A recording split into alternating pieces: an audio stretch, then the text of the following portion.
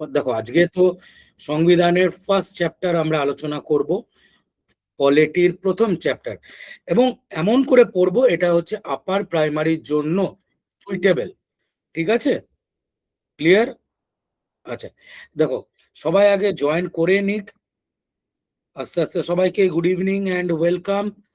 এবং তার আগে সবাইকে ওয়েলকাম। আচ্ছা দেখো, আমরা একটুখানি গল্পের ছলে পড়বো, কারণ দেখো এই যে আপার প্রাইমারি, এই আপার প্রাইমারিতে কিন্তু খুব বেশি ভিতর থেকে প্রশ্ন আসবে না, কিন্তু কিন্তু তোমাদের একটা স্বচ্ছ ধারণা চাই। ক্লাসের শেষে এই কালারফুল পিডিএফটা তোমাদেরকে আমি দিয়ে দেব। আমি যেরকম ভাবে পড়াবো আশা রাখি তোমাদের আর কোনো প্রবলেম থাকবে না। ঠিক আছে? ইতিহাস বলো, ভূগোল বলো এবং সংবিধান বলো। আচ্ছা, ফার্স্ট অফ অল আমাকে একটু বলো যে সংবিধানে কার কার ভয় লাগে, কারণ এটা একটা নতুন বিষয়। নিশ্চয়ই তোমরা কম্পিটিটিভ এক্সামের প্রিপারেশন নিচ্ছ, মানে তোমরা পড়াশোনা করেছো, অ্যাটলিস্ট এই বিষয়টা অন্তত জানো। ঠিক আছে, আমাকে একটুখানি কমেন্টে রিপ্লাই করে বলো যে তোমরা মোটামুটি এটা তোমরা পড়েছো বা জানো বা। আচ্ছা, একটা সেকেন্ড। আচ্ছা, আমি ক্যামেরাটা অফ করে দিলাম, এবার দেখা যাচ্ছে না?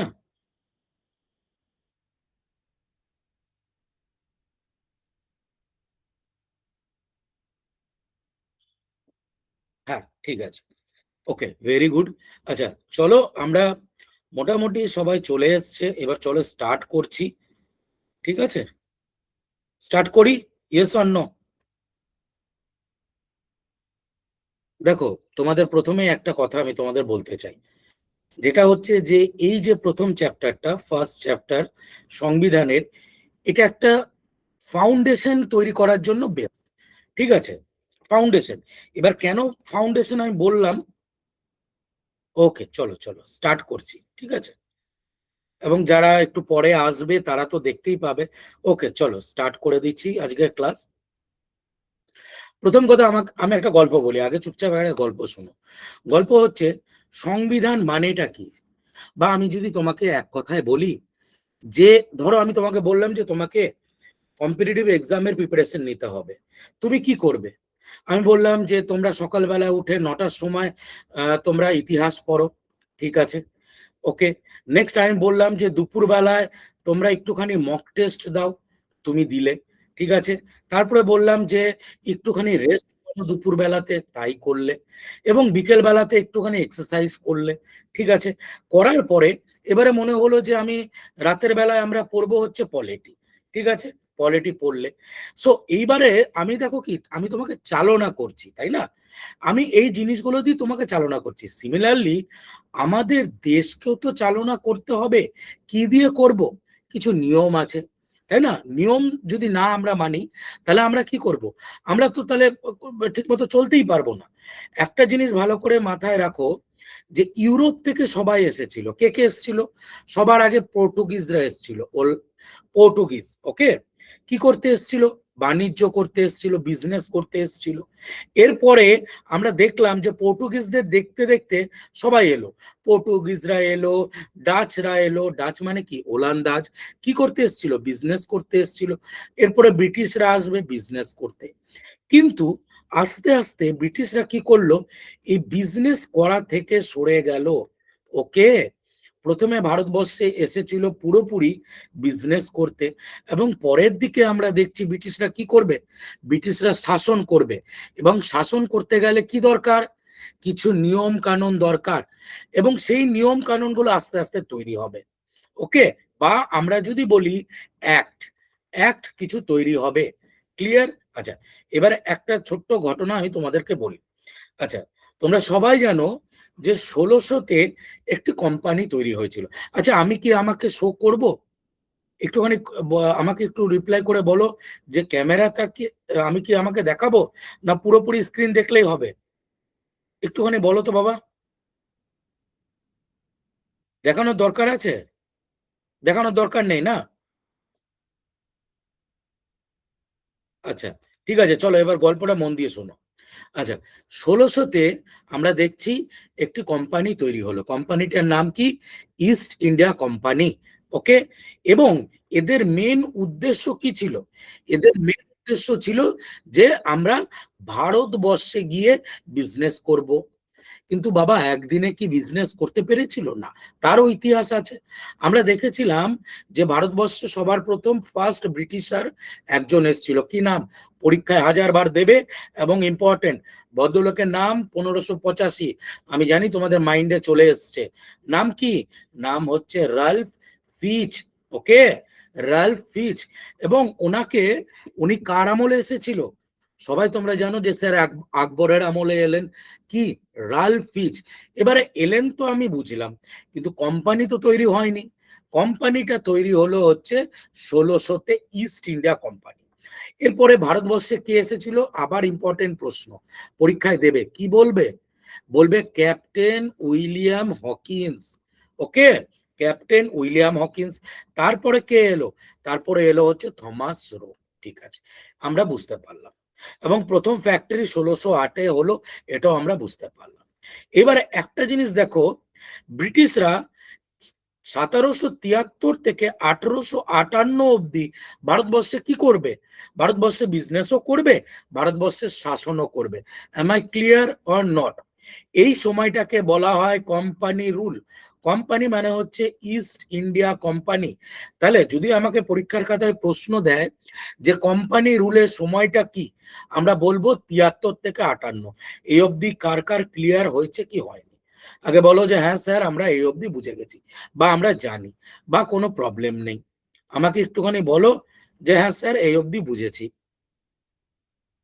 ঠিক আছে, একটু জাস্ট তোমরা মাইকটা অন করে মাঝে মাঝে কথা বলো, ইন্টারাকশন করো, কোনো অসুবিধা নেই। যে হ্যাঁ স্যার বুঝেছি, নেক্সট পয়েন্টে যান। আমাকে দেখতে পাচ্ছ? আমায় ওকে, হ্যাঁ, দেখতে পাচ্ছি। ব্যাস ব্যাস, কি নাম? Good, very good, very good. আচ্ছা, এবারে গল্পতে মন দাও। ঠিক আছে, দাঁড়াও, কোথায় চলে গেল? এই যে পেয়েছি, চলো এবারে দেখো, ভালো করে ব্যাপারটা শোনো। তাহলে এবারে যদি বলা হয় যে কোম্পানি শাসন, ইস্ট ইন্ডিয়া রুলের যে সময়টা, ডাইরেক্ট বলবে 73 থেকে 58।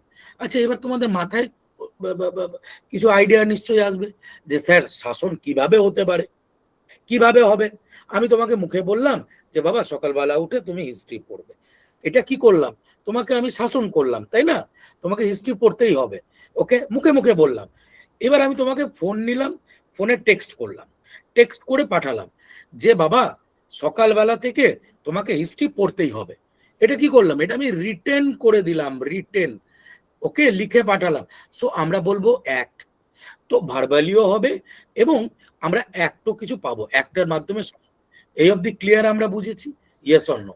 এরপরে কি হলো দেখো, এখানে একটা কি চলে এসছে, এটাকে হাইড কর। আচ্ছা, এবারে দেখো, এরপরে কোম্পানি বন্ধ হয়ে গেল। কি? কোন কোম্পানি? East India Company.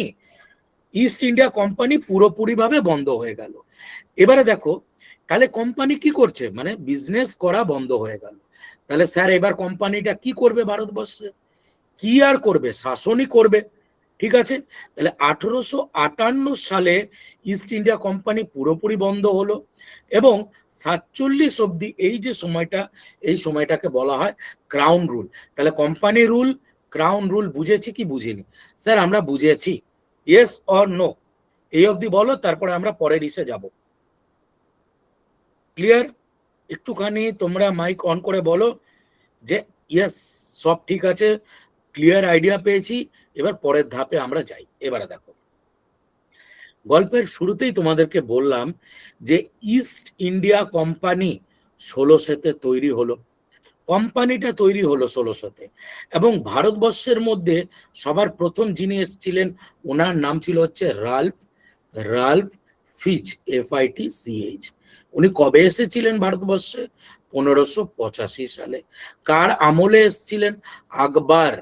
ওকে, দি গ্রেট, আকবর দি গ্রেট। ওকে, এই অবধি আমরা গল্পটা জানি। ঠিক আছে, এরপরে যেটা সব থেকে বেশি ইম্পর্টেন্ট, সেটা হচ্ছে ব্রিটিশরা কি কি লাভ করলো? দিওয়ানি লাভ করলো। আচ্ছা, কেউ কিছু বলবে?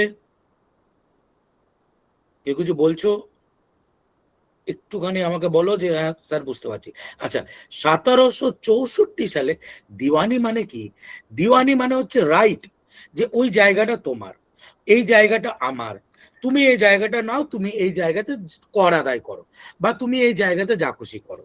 তাহলে ব্রিটিশরা দিওয়ানি লাভ করলো বেঙ্গল, বিহার এবং উড়িষ্যার দিওয়ানি লাভ করলো 1765-তে।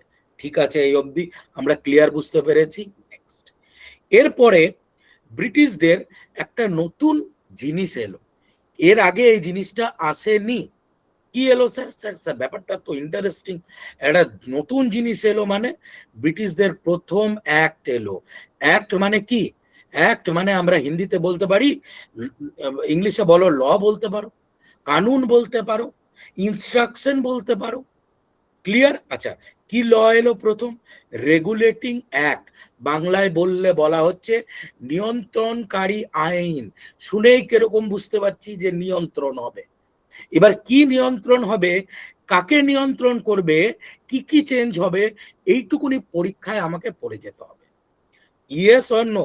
আচ্ছা, এই অ্যাক্টের মাধ্যমে আচ্ছা, তাহলে প্রথম তোমাদের মাথায় নাও ব্রিটিশদের প্রথম অ্যাক্ট কি?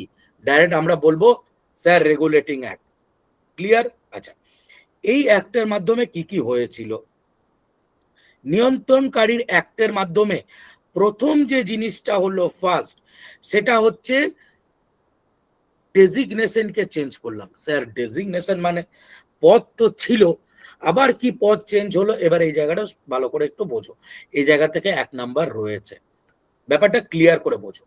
আমরা জানি যে ভারতবর্ষে তখন যিনি হেড, ওকে, ওনাকে আমরা কি বলবো? বলবো হচ্ছে গভর্নর, বাংলার গভর্নর। Yes or no? বাংলার গভর্নর। এবং বাংলার প্রথম গভর্নর হচ্ছে রবার্ট ক্লাইভ, মানে কোনো অসুবিধা নেই। কিন্তু এই যে একটা এলো, এই একটার মাধ্যমে এই পদটাকে চেঞ্জ করা হলো। কি হলো পদের নাম?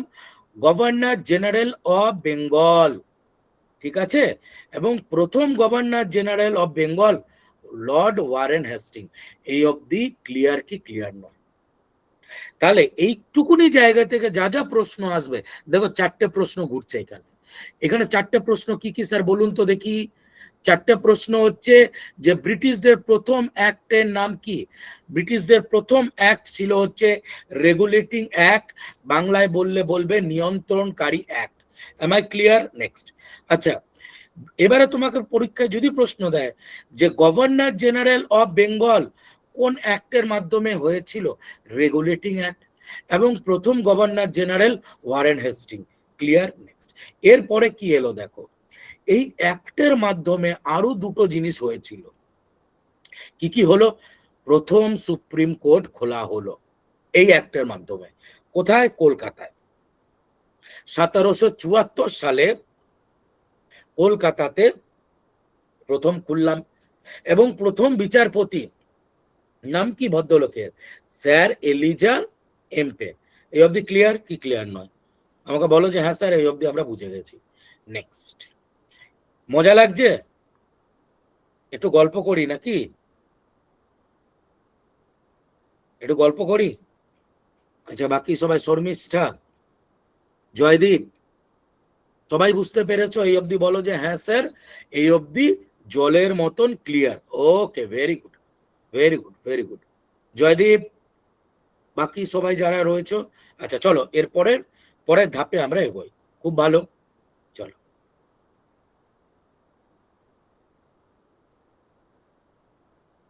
এবারে দেখো ব্রিটিশদের সেকেন্ড অ্যাক্ট আসবে। প্রথম অ্যাক্ট তো চলে এলো, প্রথম অ্যাক্টের নাম আমরা রেখেছিলাম রেগুলেটিং অ্যাক্ট বা নিয়ন্ত্রণকারী অ্যাক্ট ছিল, আইন ছিল। ঠিক আছে, এরপরে ব্রিটিশদের সেকেন্ড অ্যাক্ট কি নাম? Pitt's India act. Upper primary টেটের জন্য ডাইরেক্ট তোমাকে পরীক্ষায় প্রশ্ন জিজ্ঞেস করবে যে পিটস ইন্ডিয়া অ্যাক্ট কবে এসেছিল? তো 1784 সাল মাথায় রাখবে। এরপরে যে এটা কি জিনিসটা, কি এই অ্যাক্টের মাধ্যমে কি করা হয়েছিল সেটাকে এবার বোঝো, ভালো করে ব্যাপারটা বুঝবে। দেখো ভারতবর্ষে তখন হেডকে, বসকে বস কে?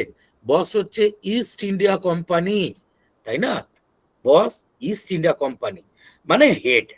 এবার ইস্ট ইন্ডিয়া কোম্পানির দুটো শাখা আছে। কি কি স্যার শাখা দুটো? কি? এক হচ্ছে ইস্ট ইন্ডিয়া কোম্পানি ভারতবর্ষে বাণিজ্য করছে, ওকে, বাণিজ্য করতেই তো এসছিল, তো বাণিজ্যই করছে, অসুবিধা নেই। আর একদিকে আমরা দেখতে পাচ্ছি এই ইস্ট ইন্ডিয়া কোম্পানি পলিটিক্যাল ফাংশনে হাত দিচ্ছে, মানে অ্যাডমিনিস্ট্রেশন, দেশ চালাতে গেলে যেরকম আইন দরকার বা নিয়ম কানুন দরকার সেগুলোকে নিয়ে আসছে। তাহলে এবার পিটস ইন্ডিয়া অ্যাক্টের মাধ্যমে ইস্ট ইন্ডিয়া কোম্পানি দুদিকে ভাগ হবে, দুটো আলাদা আলাদা বোর্ড হবে। Clear sir? কি কি বোর্ড হবে? একটাকে বলবে হচ্ছে কোর্ট অফ ডিরেক্টর, ঠিক আছে? তাহলে পিটস ইন্ডিয়া অ্যাক্টের মাধ্যমে ইস্ট ইন্ডিয়া কোম্পানির বোর্ড, কোর্ট অফ ডিরেক্টর খুললো, এবং আর একটা খুললো হচ্ছে board of control. Court of ডিরেক্টরের কি দেখাশোনা করবে? দেখাশোনা করবে বাণিজ্য ভারতবর্ষের মধ্যে, বিজনেসটা, এবং বোর্ড অফ কন্ট্রোল দেখাশোনা করবে political function. Am I clear কি ক্লিয়ার নয়? ঠিক আছে, এর পরের অ্যাক্ট মজা লাগছে? হ্যাঁ তাহলে স্যার। আমাদের আচ্ছা, ভেরি গুড। মাঝে মাঝে বলবে, ঠিক আছে? যদি কোনো জায়গায় অসুবিধা হয় বা কোনো কিছু বুঝতে অসুবিধা হয় আমাকে বলবে, ঠিক আছে? সেটা কারণ আমি তোমাদের তো জিএসটা পড়াচ্ছি, হিস্ট্রি, জিওগ্রাফি, পলিটি, অসুবিধা নেই, বলতে পারো, ঠিক আছে? এরপরে দেখো ব্রিটিশদের 3 নাম্বার অ্যাক্ট আসবে। দেখো এর আগেও কিন্তু চার্টার্ড অ্যাক্ট এসছিল, ঠিক আছে, 1813-তে প্রথম। কিন্তু আমি এক্সাম ওরিয়েন্টেড বলি, মানে যেটা এক্সামের দরকার সেটা আমি তোমাকে বলে দিচ্ছি আগে। দেখো এবারে ব্রিটিশদের যখন 3 নাম্বার অ্যাক্ট আসে, এটাকে বলবে হচ্ছে third act 1833। Very very important, এবং আপার প্রাইমারির জন্য তো খুবই ইম্পর্টেন্ট। কেন স্যার, কি হয়েছিল? প্রথমেই বলি, আবার ডেজিগনেশন মানে পদটিকে আমরা চেঞ্জ করব, ওকে? তাহলে প্রথমে আমার পদ কি ছিল? গভর্নর অফ বেঙ্গল ছিল, আমি বলেছিলাম রবার্ট ক্লাইভ। এরপরে গভর্নর জেনারেল অফ বেঙ্গল হলো, কে ছিলেন? আমরা দেখলাম, বলো। হ্যাঁ, এই কোন অ্যাক্টের মাধ্যমে? 1773-এর মাধ্যমে, ওকে। ওয়ারেন হেস্টিং ছিলেন। এরপরে আবার এই পদটাকে চেঞ্জ করব, governor general of India. India শব্দটা প্রথমবার ঢুকলো এই চার্টার্ড অ্যাক্টের মাধ্যমে। আমার ক্লিয়ার কি ক্লিয়ার নয়? এবং প্রথম কে ছিলেন? প্রথম ছিলেন হচ্ছে লর্ড উইলিয়াম বেন্টিং। ক্লিয়ার? ঠিক আছে। এবং আরেকটু যদি ভিতরে ঢুকি, এই চার্টার্ড অ্যাক্টের মাধ্যমেই প্রথমবারের জন্য ব্রিটিশ সরকার বুঝতে পারলো যে একটা সেন্ট্রালাইজেশন নিয়ম নিয়ে আসতে হবে। মানে কি, দুই নৌকায় পা দিয়ে চলা যাবে না। আমরা তো একটু আগেই দেখছিলাম যে ব্রিটিশরা দুই নৌকায় পা দিয়ে চলছে। কেন স্যার? একদিকে বিজনেসও করছে, আর একদিকে দেখছি অ্যাডমিনিস্ট্রেশন করছে। তো কোনোদিন দু নৌকায় পা দিয়ে চলা যাবে না, তাহলে একদিকে ফোকাস করতে হবে। তো সেন্ট্রালাইজেশন যদি বলতে হয়, তাহলে 1833-এ চার্টার্ড অ্যাক্ট। এই অবধি ক্লিয়ার? নেক্সট, এর পরের যে অ্যাক্টটি আমরা পড়ব, দ্যাট ইজ চার্টার্ড অ্যাক্ট 1853। আচ্ছা, এখানে দুটো জিনিস ইম্পর্টেন্ট, ঠিক আছে? এবং এইখানে আর একটা সাল ইম্পর্টেন্ট ছিল, আমি একটু বলে দিই। এইখানে 1835 একটি কমিটি বসানো হয়েছিল। কে বলতে পারবে? আমি জানি তোমরা অনেকে বিএড পড়েছো বা তখন নাম শুনেছো, লর্ড ম্যাকিউলি মাইনুট, নাম শুনেছো না? লর্ড ম্যাকিউলি মাইনুট নিশ্চয়ই তোমরা নাম শুনেছো, যে ওয়েস্টার্ন এডুকেশনের আমরা বলবো কর্ণধর উনি ছিলেন।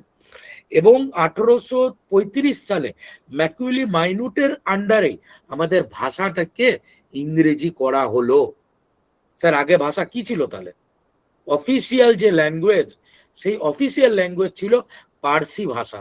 এম আই ক্লিয়ার কি ক্লিয়ার নয়? অফিসিয়াল ভাষা ছিল আগে। অফিসিয়াল মানে যে সরকারি যে কাগজপত্র আমার কাজ হবে সেটা পার্সি ভাষাতে হচ্ছিল। এটা করে দিয়েছিল কে? আকবর দি গ্রেট করে দিয়েছিল পার্সি ভাষা। ভারতবর্ষের অফিসিয়াল ল্যাঙ্গুয়েজ।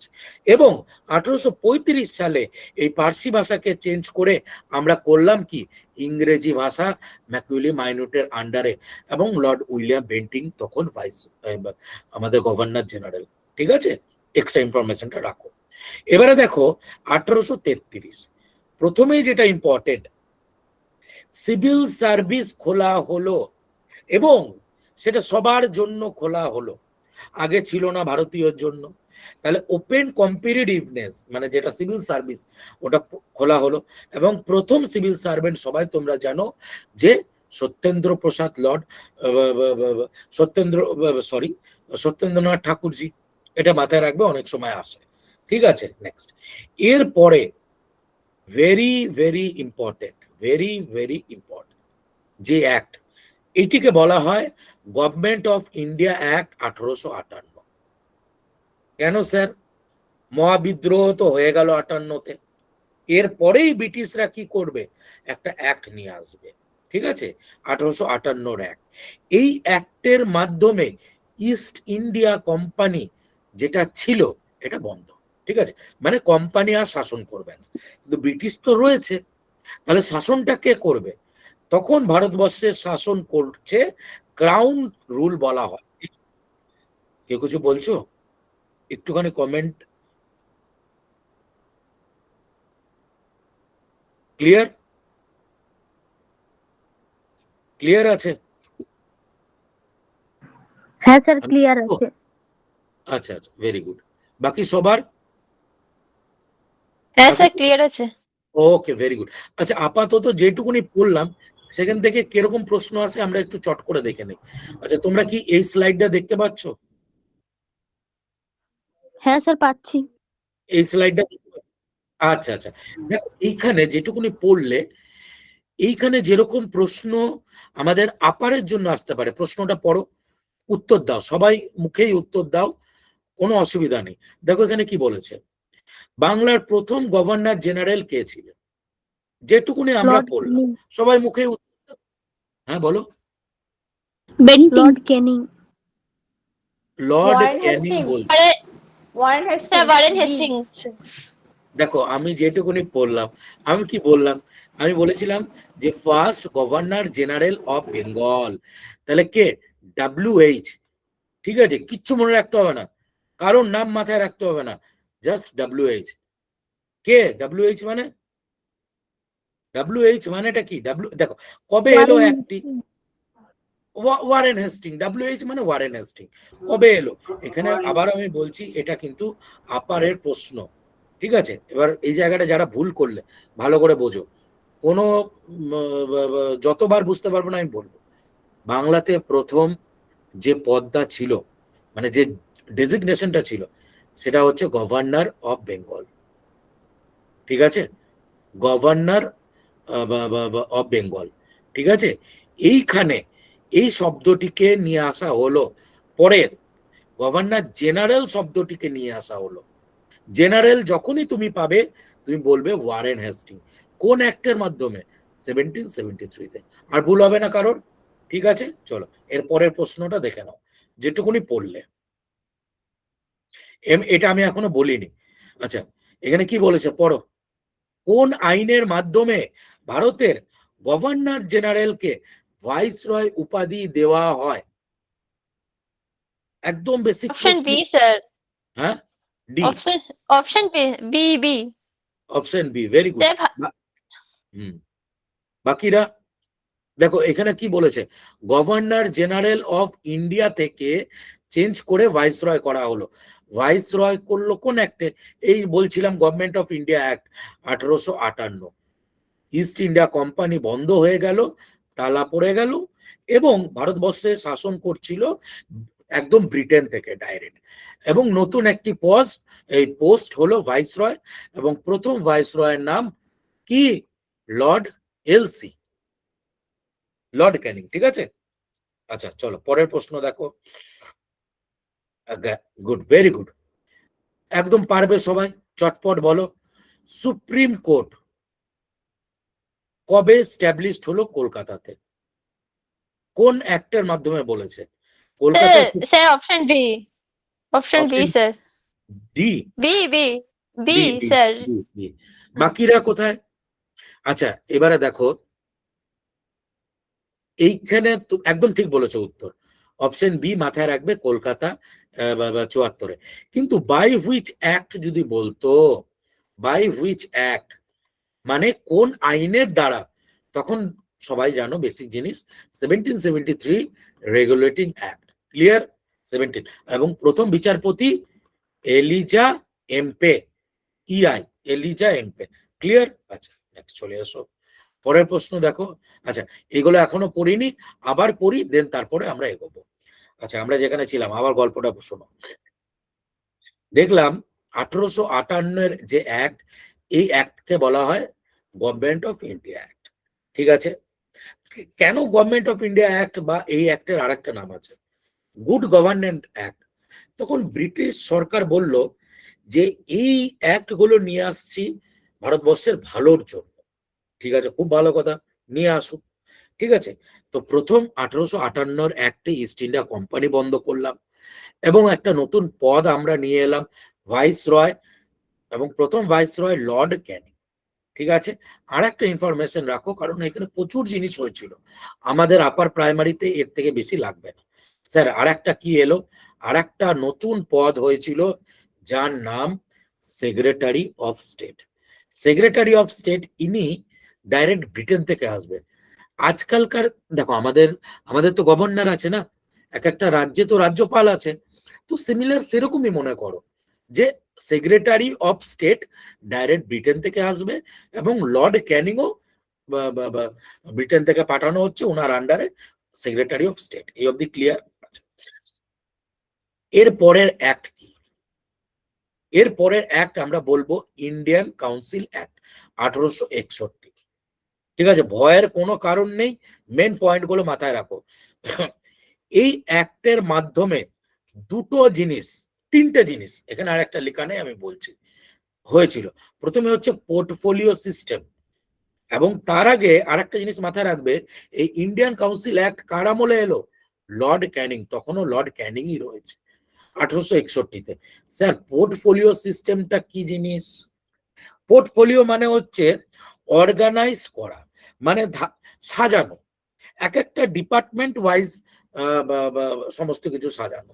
আমার বেসিক কথা তোমরা বুঝতে পেরেছো, মানে এক একটা সেকশন। এবং এটা চালু করা হলো 1861 অ্যাক্ট দিয়ে, পোর্টফোলিও অ্যাক্ট। এবার দিক প্রশ্ন, এই দেখো, এই যে প্রশ্ন এসেছিল, হু ইন্ট্রোডিউস দ্য পোর্টফোলিও সিস্টেম, আমরা কি বলবো? আমরা বলবো লর্ড ক্যানিং। ভয় আছে নাকি? আমাদের ভয় নেই, আমরা পারবো। ঠিক আছে, নেক্সট, এরপরে দেখো, এবং অর্ডিন্যান্স জারি করতে পারে, একটা ক্ষমতা এলো। অর্ডিন্যান্স মানে কি? আমাদের তো রাজ্যপালও, সরি, আমাদের তো রাজ্যপালও তো অর্ডিন্যান্স জারি করতে পারে। অর্ডিন্যান্স মানে হচ্ছে রাতারাতি কিছু একটা ঘোষণা বা কিছু একটা আইন নিয়ে আসা।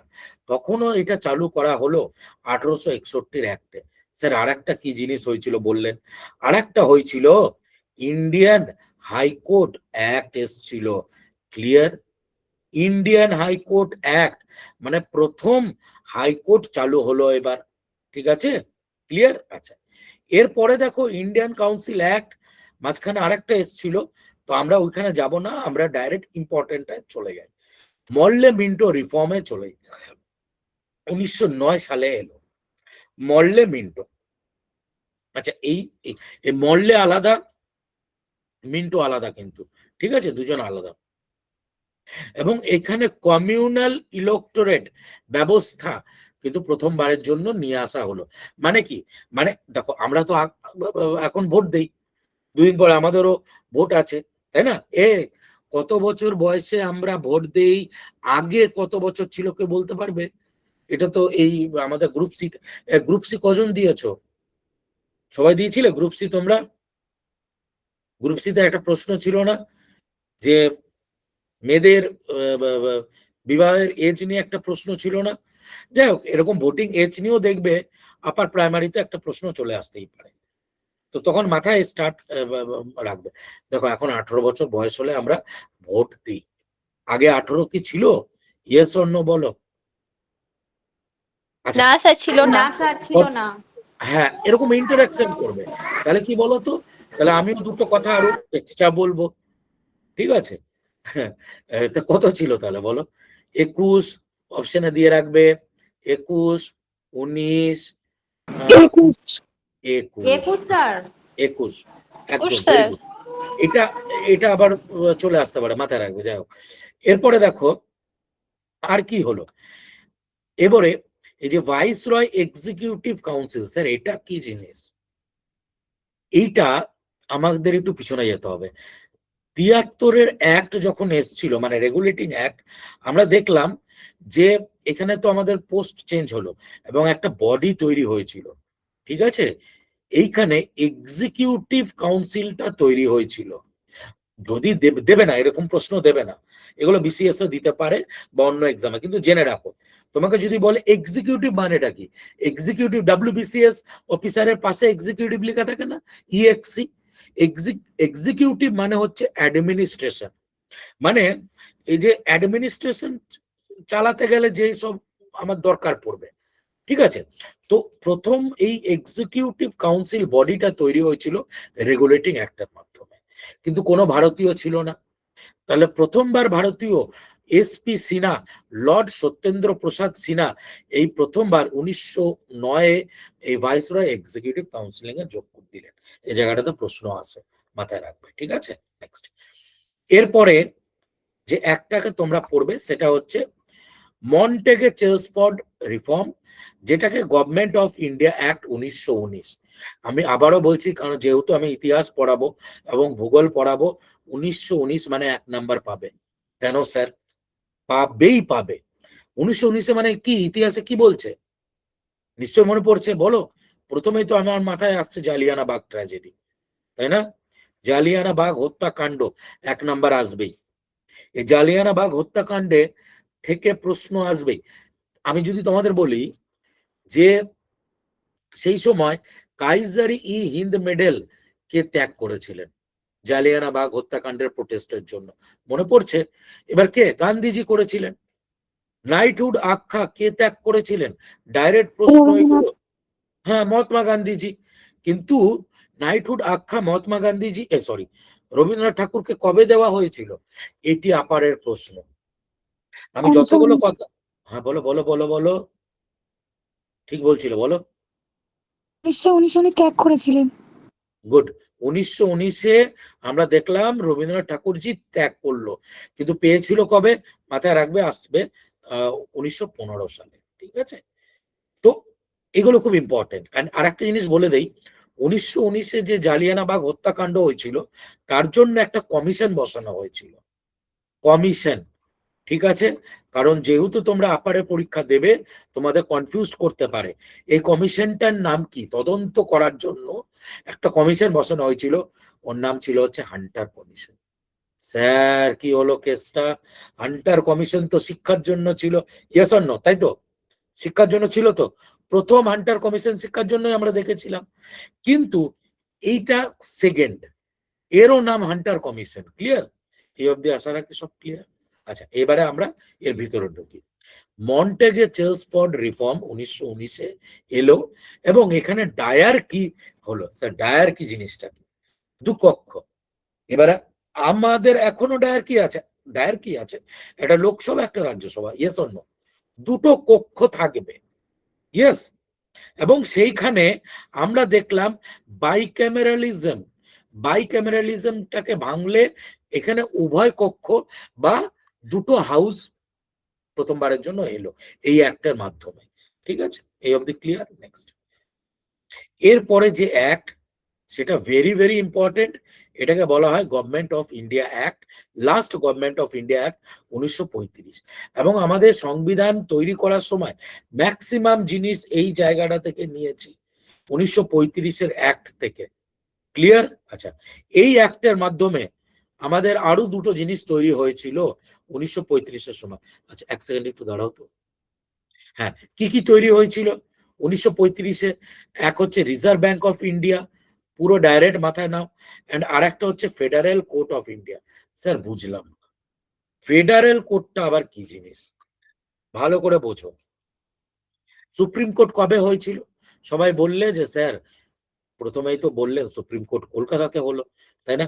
কলকাতাতে হলো, ৭৪-এ হলো, এলিজা এমপে ছিলেন, ওটা সুপ্রিম কোর্ট।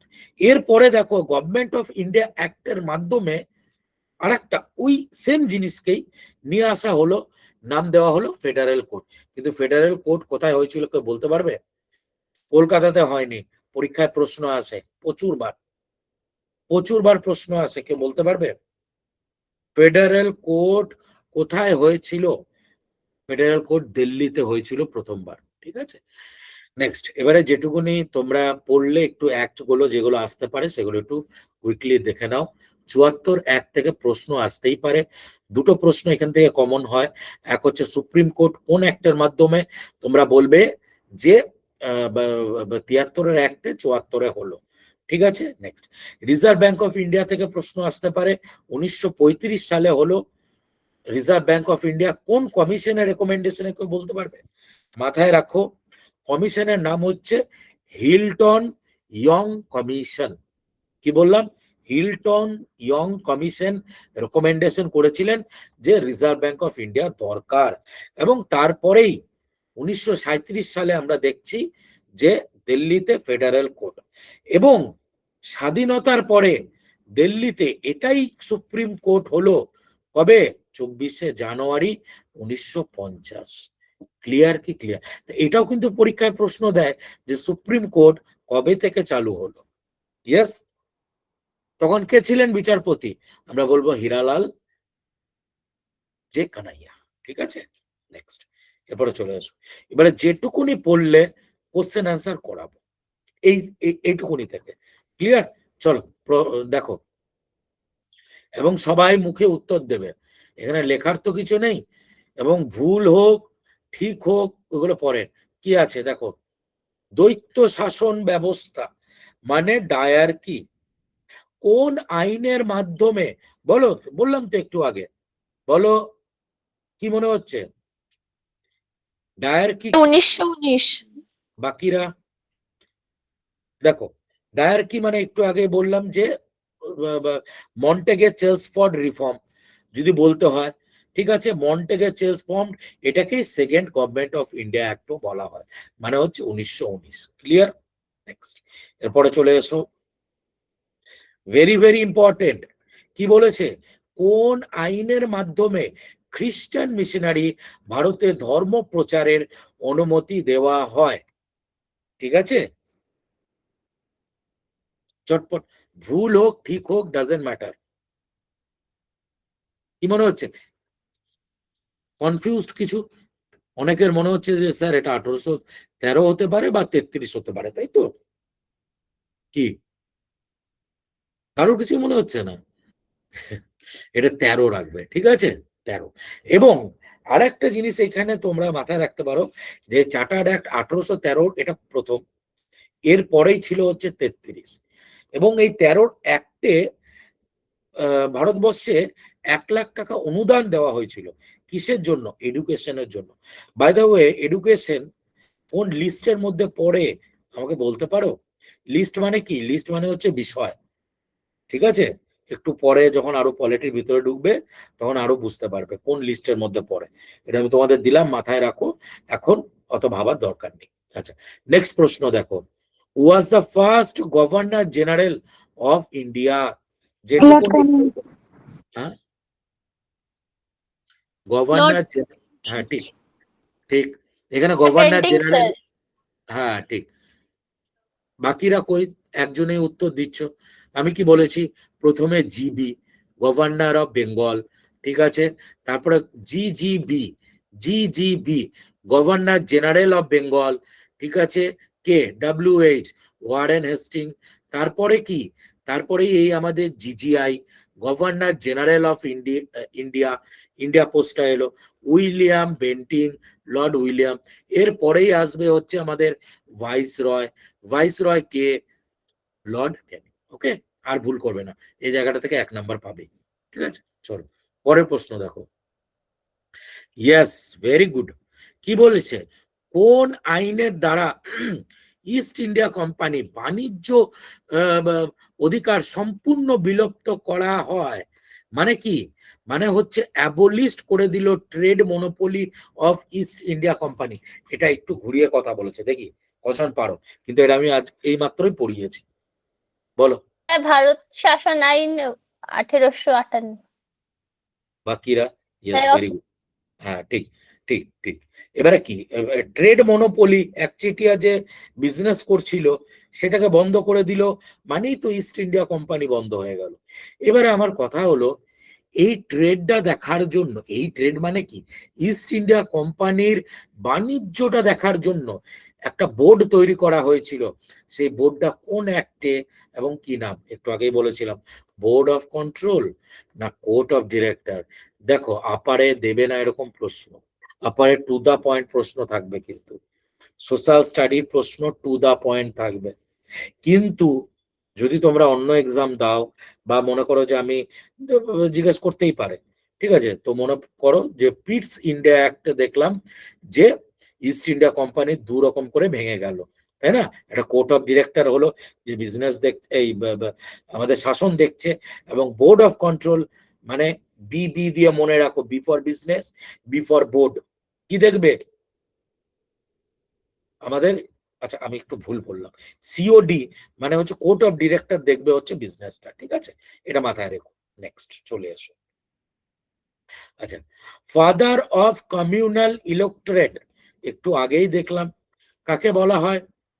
লর্ড মিন্টো না লর্ড মল? এই যে এরকম প্রশ্ন আমাদের আপারে থাকবে, to the point. Mount sir Batten lord হবে। মরলে। ইয়েস। স্যার লর্ড মরলে। হ্যাঁ, বাকি একটু সবাই ইন্টারাকশন করো, ঠিক আছে, তাতে কি বলতো একটু মজা লাগবে।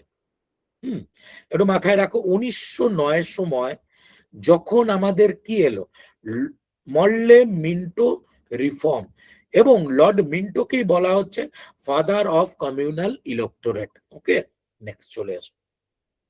স্বাধীন ভারতের প্রথম গভর্নর জেনারেল কে ছিলেন? এই যে দেখো, একদম very very important, very very important, আসবেই। স্বাধীন ভারত বলা হয়েছে, প্রথম governor general of independent India কাকে নেব? শ্রী রাজাগোপালাচারী না মাউন্ট ব্যাটেন? বাকি দুজন তো হবে না, বাকিদের কি মতামত? দেখো ভুল বলো, কোনো অসুবিধা নেই, ঠিক মাউন্ট আছে। Batten. Mount Batten, very good, excellent. বাকিরা? এখানে স্বাধীন ভারতের প্রশ্নটাকে দেখো, first governor general of independent India, ভুল করবে না। যদি প্রশ্ন সিম্পল থাকে, ফার্স্ট গভর্নর জেনারেল, যদি বলা হয় ফ্রি ইন্ডিয়া, মাউন্ট ব্যাটেন, কিন্তু ফার্স্ট ইন্ডিয়ান যদি বলা হয় শ্রী রাজাগোপালাচারিয়া, ভুল করবে না, ঠিক আছে। নেক্সট, এবারে চলে এসো, ওপেন সিভিল সার্ভিস, যেটা open competition system for the civil service কোন অ্যাক্টের মাধ্যমে চালু করা হলো? 1853 চার্টার্ড অ্যাক্ট, লাস্ট। ক্লিয়ার? চলো পরে চলে এসো। আচ্ছা, very very important, very very important, federal code কবে চালু করা হলো? ফেডারেল কোড প্রথমে দিল্লিতেই হলো। দিল্লি কোথায় আছে? দিল্লি, ঠিক আছে, বুঝতে পারছো? আচ্ছা, নেক্সট, এটা তোমাদের জন্য রইলো চটপট। এরপরে আমরা আবার ডেসক্রিপটিভ ভাবে পড়বো, এটাকে করে নাও। এখানে কি বলেছে দেখো, বলেছে কোন আইনের দ্বারা বোর্ড অফ কন্ট্রোল এবং কোর্ট অফ ডিরেক্টর, অলরেডি এই ব্যাপারে বললাম একটু আগেই, বোর্ড অফ কন্ট্রোল এবং কোর্ট অফ ডিরেক্টর কে? পিটস ইন্ডিয়া অ্যাক্টের মাধ্যমে, ঠিক আছে। নেক্সট, তাহলে প্রথম চ্যাপ্টার যেটুকুনি পড়লে, এই চ্যাপ্টারটা ক্লিয়ার কি ক্লিয়ার নয়? স্বাধীন ভারতের ঐতিহাসিক পটভূমি মানে historical background of Indian constitution, clear কি ক্লিয়ার না আমাকে আগে বলো, দেন আমি এর পরে আরো কিছু ইনফরমেশন দেব। এই চ্যাপ্টারটা ক্লিয়ার? ফার্স্ট আগে বলো যে হ্যাঁ স্যার, এখানে যে অ্যাক্ট গুলো আছে এগুলো আমরা বুঝলাম, এবং যা প্রশ্ন আছে সেটা বুঝলাম। পরের টপিকে যাই তাহলে। আচ্ছা, পরের টপিকে যাওয়ার আগে এই মেটেরিয়ালটা তো পেয়ে যাবে, এই মেটেরিয়ালটাকে রিভিশন দেবে, তোমাদের আর অন্য কিছু লাগবে না পলিটির জন্য, ঠিক আছে। ইতিহাসের সময় ইতিহাসের মেটেরিয়াল দিয়ে দেবো, ক্লাসের শেষে গ্রুপে পেয়ে যাবে। আচ্ছা, এবারে দেখো যে আমি এর পরের টপিকটা পড়াবো, কোনো জিনিস কি একদিনে আসে বা একদিনে কোনো জিনিস হয়? তাহলে যখন আমাদের সংবিধান তৈরি হবে, তাহলে সংবিধানও একদিনে আসবে না। নিশ্চয়ই কিছু অ্যাক্ট আছে, নিশ্চয়ই কিছু ইম্পর্টেন্ট জিনিস হবে যেগুলো আমাকে মাথায় রাখতে হবে এক্সামের জন্য। পরিষ্কার ভাবে আমি তোমাকে বলে দিই।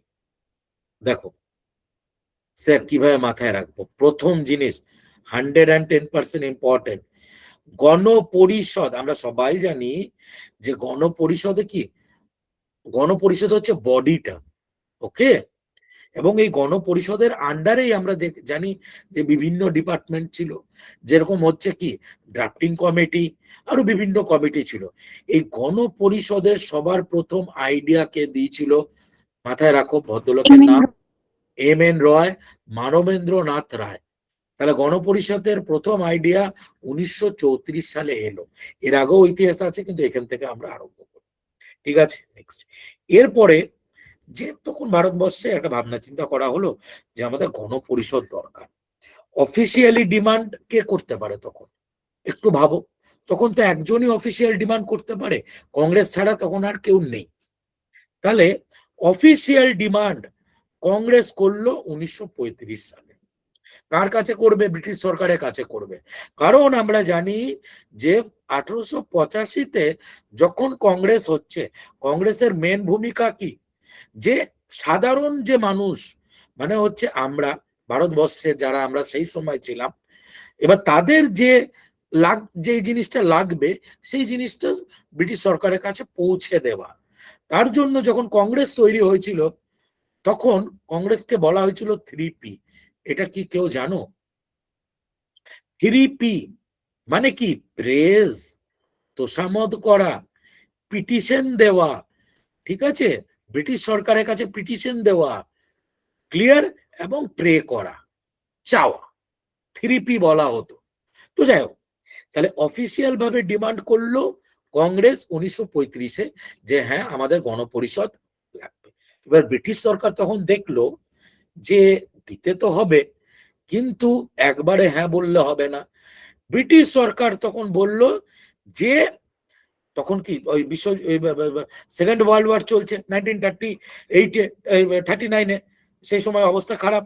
বলল যে ঠিক আছে, আমরা ভাবনা চিন্তা করি। আগস্ট 1940-এ ডিমান্ড করা হলো আবার। তো এবং 1942-এ ক্রিপস মিশনকে পাঠানো হলো, ঠিক আছে, মানে এবং সেই সময় রিজেক্ট করা হবে ক্রিপসকে, ঠিক আছে।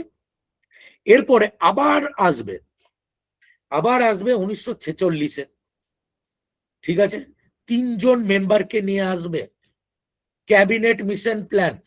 ওইখানেও ক্রিপস থাকবে, Patrick Lawrence, Stafford Cripps, AV Alexander. এবং ওইখানে কি করা হলো, যে অফিসিয়াল ভাবে ডিমান্ড করা হলো। তাহলে এই যে টাইম লাইনটা, এই টাইম লাইনটা মোটামুটি মাথায় গেছে, যে প্রথম ডিমান্ড হলো আমাদের সবার প্রথম 1934, এম.এন. রয়, মানবেন্দ্রনাথ রায় প্রথম ডিমান্ড করলেন গণপরিষদের, এবং কংগ্রেস ডিমান্ড করলেন 1934। এরপরে আগস্ট অফার 19, কেউ কিছু বলছো? কেউ কিছু? আচ্ছা আচ্ছা, এরপরে কি হলো দেখো। আচ্ছা আমি কন্টিনিউ করি। আচ্ছা হ্যাঁ স্যার। ওকে, ভেরি গুড। আচ্ছা এইবারে দেখো, খুব বেশি ভিতরে আমি ঢুকবো না, জাস্ট উপর থেকে আমি বলে দিচ্ছি। Next. ভালো করে বোঝো। গণপরিষদ এবারে মিটিং করবে, তাই না? আমরা জানি যে গণপরিষদ এবারে মিটিং করবে, কিন্তু একটা জিনিস মাথায় রাখো, গণপরিষদের যে প্রথম মিটিংটা হয়েছিল, ফার্স্ট মিটিং, কবে? 9th December 1946। এখানে কি কোনো পার্মানেন্ট চেয়ারম্যান ছিল? Yes or no? বহুবার কম্পিটিটিভ এক্সামে আসে, কেউ কি পার্মানেন্ট ছিলেন? Yes or no? না, কেউ পার্মানেন্ট এখানে ছিল না, ঠিক আছে। সো আবার এর দুদিন পরে, 9th ডিসেম্বরের পরে 11ই ডিসেম্বর 1947 আবার মিটিং করলো, ঠিক আছে, গণপরিষদ। এবং আমরা তখন দেখলাম যে ডক্টর রাজেন্দ্র প্রসাদজি পার্মানেন্ট ভাবে আমাদের সভাপতিত্ব মানে প্রেসিডেন্ট হিসাবে ওনাকে নিয়ে আসা হলো। এবং vice president very very important, বহুবার পরীক্ষায় আসে। ভাইস প্রেসিডেন্টের নাম কি? H.C. মুখার্জি। ক্লিয়ার? এই অব্দি ক্লিয়ার কি ক্লিয়ার নয়? নেক্সট, এই তো গেল হচ্ছে 9 তারিখের গল্প, 11 তারিখের গল্প। এরপরে 13 তারিখ। 13 তারিখে কি হলো স্যার? Very very important. 13ই ডিসেম্বর 1946 জওহরলাল নেহরুজি কি করবে? জওহরলাল নেহরুজি অবজেক্টিভ রেজলিউশন নিয়ে আসবে। স্যার এটা কি জিনিস? এটা খুবই ইম্পর্টেন্ট জিনিস। তোমরা কি কেউ জানো অবজেক্টিভ রেজলিউশনটা কি? Yes or no? এই অবজেক্টিভ রেজলিউশনটাই পরে প্রস্তাবনাতে কনভার্ট হবে। তাহলে এবারে দেখো, 13ই ডিসেম্বর 1947 অবজেক্টিভ রেজলিউশন কে নিয়ে এলেন? জওহরলাল নেহরুজি। এবং গণপরিষদ এইটাকেই অ্যাডাপ্ট করলো 22শে জানুয়ারি 1947। কি নাম হলো তখন? তখন বলবো হচ্ছে প্রস্তাবনা। এই অব্দি গল্প কার কার ক্লিয়ার? বা এখান থেকে যাই প্রশ্ন আসুক পারবে। এখান থেকে কি একটা দুটো প্রশ্ন আমরা দেখে নেই? দেখো যেটুকুনি পড়লাম এই সেকশন থেকে কি প্রশ্ন আসে, চটপট বলো। টাইপ করতে হবে না, মুখে বলো। কে? এমএন ভালো। রয়। এমএন রয়, ভেরি গুড। এমএন রয়। এমএন রয়। আচ্ছা, প্রথম দেখো এইগুলো একদম টেট লেভেলের প্রশ্ন, বা শুধু টেট না, এটা যে কোনো কম্পিটিটিভ এর প্রশ্ন যেটুকুনি সেকশন পড়লে, ঠিক আছে। তাহলে আমরা জানি যে গণপরিষদের প্রথম ডিওয়ান 1934-এ মানবেন্দ্রনাথ রায়। চলো আর একটা প্রশ্ন দেখি কি বলছেন। Who was the permanent president? Permanent president বলেছে, তো আমরা একটু আগেই দেখলাম। রাজেন্দ্র প্রসাদ। হ্যাঁ, sir doctor Rajendra Prasad. Doctor Rajendra Prasad. ডেটটা কেউ বলতে পারবে? কারণ ডেটও অনেকবার দেয়। সচিদানন্দ সিনহা পার্মানেন্ট ছিলেন না, উনি ছিলেন হচ্ছে 11ই ডিসেম্বর 1946। ক্লিয়ার? নেক্সট চলে আসো। আচ্ছা, এবারে কি, এটা এখনো পড়িনি কিন্তু পারবে। হু চেয়ারম্যান দ্য ড্রাফটিং কমিটি? এটা আমি জানি তোমরা সবাই ডক্টর বি আর আম্বেদকর। হ্যাঁ, এবারে আমি তো এখনো পড়াইনি তোমাদের, আমি পড়াইনি। এবার আমি যদি তোমাদের বলি যে এই খসড়া কমিটি কবে এলো, কেউ বলতে পারবে? দেখো, পড়ে এমসিকিউ করলে তোমরা পারবে, এটা কিন্তু তোমরা পারবে না। এবার পারতেও পারো যদি তোমরা একটু পড়ে থাকো। Yes or no? না বলো যে স্যার আমি জানি, নইলে জানি না, কোনো অসুবিধা নেই। বা এই মোমেন্টে আমার মাইন্ডে আসছে না, কোনো অসুবিধা নেই। ড্রাফটিং কমিটি কবে এলো এটা তো আগে জানতে হবে, এটা আমরা পড়বো। তাও আমি অ্যান্সারটা দিয়ে দেই। 29 আগস্ট। কি বললাম? 29 আগস্ট। কবে? 1947। Yes or no? যখন আমরা পড়বো আমরা জেনে যেতাম। আচ্ছা, 29 আগস্ট একটা দিবস পালিত হয়, একটা ডে। কি ডে? ইয়েস অর নো বলো, যে মনে পড়ছে, নইলে মনে পড়ছে না। টেট এক্সামে একটা না একটা দিবস থাকবেই, থাকবেই। বা যে কোনো কম্পিটিটিভ এক্সামে, যে কোনো কম্পিটিটিভ এক্সামে একটা দিবস থাকবে, এটা কম্পিটিটিভ এক্সামের নিয়ম। আমি বলছি না যে 29 আগস্টটাই থাকবে, চলে আসতেই পারে। এটা হচ্ছে স্পোর্টস ডে, ঠিক আছে, ধ্যানচাঁদের বার্থডে। Yes or no? তাই না? আচ্ছা, এবারে চলো যেটা পড়ছিলাম সেটাকে পড়ে নেই, দেন তারপর আবার আমরা এমসিকিউ করব। এই অবধি তাহলে কিছু নেই। এরপরে দেখো গণপরিষদ কি করবে। এরপরে গণপরিষদ এক এক করে সবকিছু অ্যাডাপ্ট করবে, ঠিক আছে। একটু আগেই দেখলাম যে অবজেক্টিভ রেজলিউশন জওহরলাল নেহরুজি 13 ডিসেম্বর 1946 সালে নিয়ে এলো, এবং গণপরিষদ এটিকে ফাইনালি অ্যাডপ্ট করলো, ঠিক আছে, 1947-এ। তখন নাম পেল প্রস্তাবনা। এরপর আমাদের জাতীয় পতাকা। আচ্ছা, প্রথম কথা হচ্ছে যে এইগুলো সবই অ্যাডপ্ট বা গৃহীত হচ্ছে কে করছে? গণপরিষদ। মাথায় রাখবে কবে, এই ডেটটাকে মাথায় রাখো, 22শে জুলাই 1947 সাল। ক্লিয়ার? এবং এই যে চেয়ারম্যান, ফ্ল্যাগ কমিটির অ্যাডহক চেয়ারম্যান কে ছিলেন? ডক্টর রাজেন্দ্র প্রসাদ জি। যদি পরীক্ষায় আসে মাথায় রাখবে। AB clear? নেক্সট, এরপরে দেখো দু একটা কমিটি মাথায় রাখতে পারো, কারণ অনেক সময় চলে আসে, ঠিক আছে? তো একটুখানি দেখো, এর মধ্যে থেকে আমি ইম্পর্টেন্ট গুলোই বলবো, ঠিক আছে?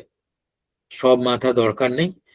হ্যাঁ, খসড়া কমিটিটি মাথায় রাখবে, ডিটেলস, ইন ডিটেলস, পরীক্ষার জন্য। কেন মাথায় রাখবে এবার আমি বলি। সবাই জানো যে টোটাল মেম্বার হচ্ছে 7 জন। অলরেডি ডেট তোমাকে বলে দিলাম যে কবে তৈরি হলো, কবে গৃহীত হলো, আগস্ট 29, 1947।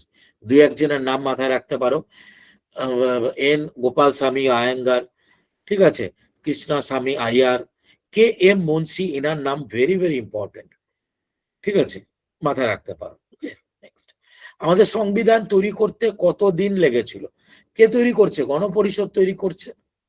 এবং কত টাইম লেগেছিল? বহুবার আসে, তো একদম চুপচাপ মাথায় রাখবে, 2 বছর 11 মাস 18 দিন, মানে 2 years 11 month এবং 18 days। এবং কতগুলো সেশন, মানে কি সেশন মানে হচ্ছে মিটিং, কতগুলো মিটিং? 11টা মিটিং, ঠিক আছে? ক্লিয়ার কি ক্লিয়ার নয়? এই জায়গা থেকে 1 নাম্বার পাবেই পাবে। কি জায়গা? দুটো জিনিস মাথায় রাখো। এক হচ্ছে আমাদের সংবিধানকে কবে আমরা অ্যাডপ্ট করলাম, বহুবার এসছে, আবারও আসবে। কি বলবে? নভেম্বর 26, 1949। অ্যাডপ্ট মানে কি? আমাদের সংবিধান তৈরি, ঠিক আছে, আমরা নিলাম কিন্তু কার্যকারী করিনি, ঠিক আছে, কার্যকারী করিনি। আচ্ছা, এবং কার্যকারী কবে হলো যদি প্রশ্নটা আসে, তোমরা সবাই জানো যে 26শে জানুয়ারি 1950। কেন হয়েছিল তোমরা সহজ জানো? কেন হয়েছিল বলো, ঘটনা। স্যার আমাদের তো সংবিধান রেডি, তাহলে কেন আমরা 26শে জানুয়ারি করলাম বলো? 26শে জানুয়ারি ইয়ে মানে কংগ্রেস পূর্ণ স্বরাজের রেজলিউশনটা পাশ করেছিল, এবং সেই যে যেহেতু 26শে জানুয়ারি পূর্ণ স্বরাজ দিবস হিসাবে পালন হতো বলে ওই দিনই ওরা মানে কনস্টিটিউশনটাকে মানে ইনফোর্স করে দিল আর কি। ঠিক, ভেরি গুড। তুমি যে আমাকে দুটো কথা বললে, সবাই তোমরা শুনলে, পূর্ণ স্বরাজ, ঠিক আছে, ভেরি গুড। স্বরাজ কথার অর্থ কি? পূর্ণ মানে কমপ্লিট, এটা আমরা বুঝলাম, ঠিক আছে? বাকিরা কি শুনতে পাচ্ছ? না বাইরে আছো, না কথা বলা যাবে না? দেখো, তোমরা যখন ইন্টারাকশন করবে না, তখনই ওটা থেকে আরো প্রশ্ন বেরিয়ে আসবে, দিতেই পারে এখানে। বা স্বরাজের আইডিয়া সবার প্রথম কে দিয়েছিলেন? কেউ না কেউ তো দিয়েছিলেন স্বরাজের আইডিয়া, তার জন্য তো আমরা অ্যাডপ্ট করেছি। স্বরাজ মানে স্বাধীন, স্বরাজ কথাটার অর্থ মানে স্বাধীন, স্বাধীন চিন্তা ভাবনা। এবং স্বরাজের আইডিয়াটা দেওয়া হয়েছিল, কে দিয়েছিলেন বলো? দিয়েছিলেন হচ্ছে দাদা ভাই নরোজি, ঠিক আছে? কোন অধিবেশনে দেওয়া হয়েছিল? কংগ্রেসের কোন অধিবেশনে আমরা দেখলাম যে স্বরাজের আইডিয়াটা এলো? এটা হবে 1906। দাদা ভাই নরোজি লাস্ট বার ছিলেন। Yes or no? ক্লিয়ার? আচ্ছা, এবারে দেখো পূর্ণ স্বরাজ রেজলিউশন এবং প্রথমবারের জন্য ডিসিশন নেওয়া হলো। আমরা সবাই জানি যে 1929 সালে জওহরলাল নেহরুজি, ঠিক আছে, লাহোর অধিবেশন বলা হচ্ছে।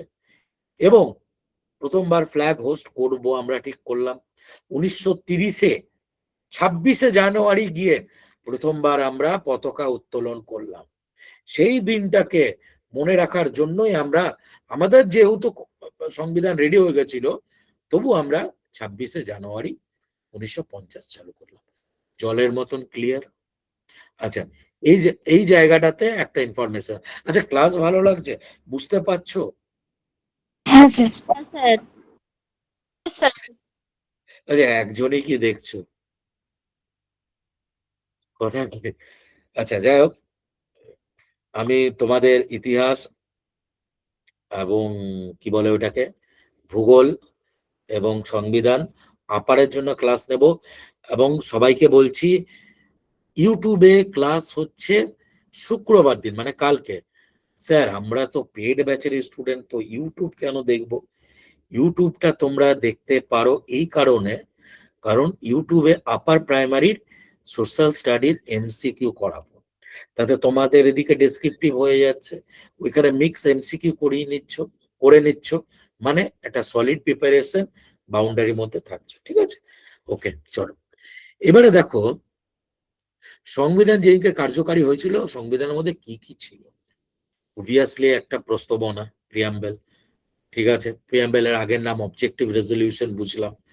কিছু ধারা মানে আর্টিকেল এটা চেঞ্জ হয়ে গেছে, কিন্তু আমার এটাই মনে রাখতে হবে, কারণ এটা প্রথমে ছিল 395টি আর্টিকেল এবং শেডিউল, 8টা শেডিউল, বাংলাতে বললে তপশিল।